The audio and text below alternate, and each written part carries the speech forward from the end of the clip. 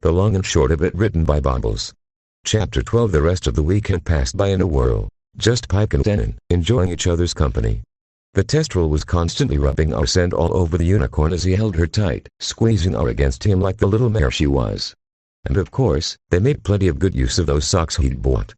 But sadly, all good things must come to an end. Monday had come again, and it was time for the work week to begin. Or, at least it would be once Pike's alarm went off.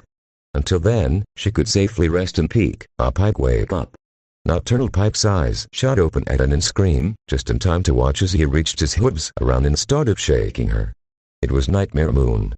Considering the rude awakening, it was amazing that Pike could even sort of comprehend what he just said. Something about Princess Luna? But why would he be, unless, oh sweeter, did she visit his dream? I've always wanted her to visit. That's great, honey. What did? Oswald was a patsy. Needless to say, that managed to wake Pike up the rest of the way, and got her to actually look at her cold front. His face was soaked in sweat, his breathing was heavy, and his eyes were frantically darting around. We've got to. Seeing him like this, it was obvious what ailed him. A nightmare. Got to? What was I saying? Aw, poor Annie seemed to have come out of it, but she wrapped him in a comforting hug, just in case. Nothing, it was just a nightmare, a very conveniently timed nightmare, if the clock next to the bed was any indication. Come on, let's get up. Contrary to the precedent set by the rude awakening, the rest of their morning routine went off without a hitch. Complete with the most important meal of the day, breakfast. Anonymous was sitting at the table and enjoying his Philly friend's company, when she suddenly looked up from her meal. Are you sure you don't want to talk about it? Shoving a forkful of eggs into his mouth, he just rolled his eyes. It's fine, it was just a stupid dream. Can't even remember it now. Honestly, you seem pretty freaked out about it when you woke up. Casting his gaze back to Pike herself, he noticed she had an odd look on her face. If he'd been asked to describe it, he'd say it was something between concern and pity. What you looking at me like that for? He asked. Well, I'm just kind of worried is all. Are you sure you can handle this? Syncing up our schedules. Anon quirked his brow, indicating for her to continue. Diurnal ponies have a lot of trouble going, even semi-nocturnal, stallions especially. Why, you know, since they have weaker constitutions than mares. She stopped at that, waiting to see how he'd respond. He chose not to, however, content to let the mare ruminate on what she'd just said. About 10 seconds later, nervousness won out over common sense. Desperate to salvage what she'd clearly assumed was a fox pause, Pike started talking again. I am not saying you're weak or anything. Just that, you know, why your body might not be able to handle it. Ain't having a nightmare might be a symptom of that. And at this point Anon couldn't stop himself, and his laughter broke up her nervous rant. Ha. Come on, Pike. That's totally bullshit. And just like that, her worry was immediately replaced with ire. What? No, it's not. It's a well-documented medical fact that stallions, no, I mean you had a nightmare because you stayed up too late. That's like something a mom would say when she's trying to get her key full to go to bed. He'd heard enough of that stallions are weaker stuff when he'd first shown up in Equestria. He didn't need to hear more. Pike was just about fuming by then, with her face turning a cute shade of red. No, it's not. That's a perfectly plausible idea. Hopping off his chair, Anon moved to put his plate in the dishwasher, as a good housemate should. Yeah.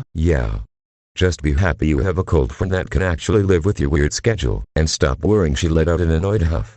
Fine. But if they name a condition after you, I'm praying for Luna to drop a star on your hospital bed, he chuckled, walking off to let her finish breakfast. As the stallion made his way into the main room, he couldn't help but recognize that he was actually kind of lucky. Sure, a 3 a.m. to noon sleep schedule was pretty mild, considering how he did in college. But nevertheless, he doubted he could have actually gone fully nocturnal, even for Pike. Which made him very thankful that he didn't have to. Plus, with the flexible hours his boss afforded him, she didn't even mind if he came in after 1.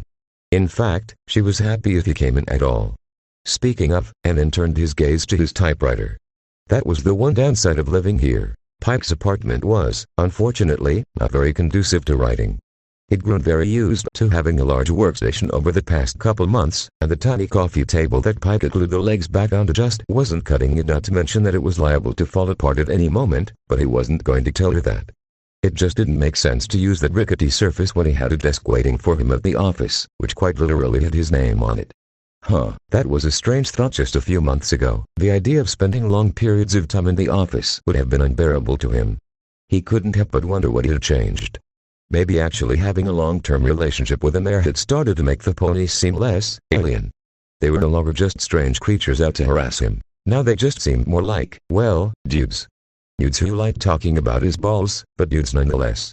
It would be interesting to put to the test just how much more comfortable Enon was around them now. Would he be able to actually get work done in the office? There was only one way to find out. Eventually, their morning period came to an end, forcing the two to part ways and head off to their respective careers.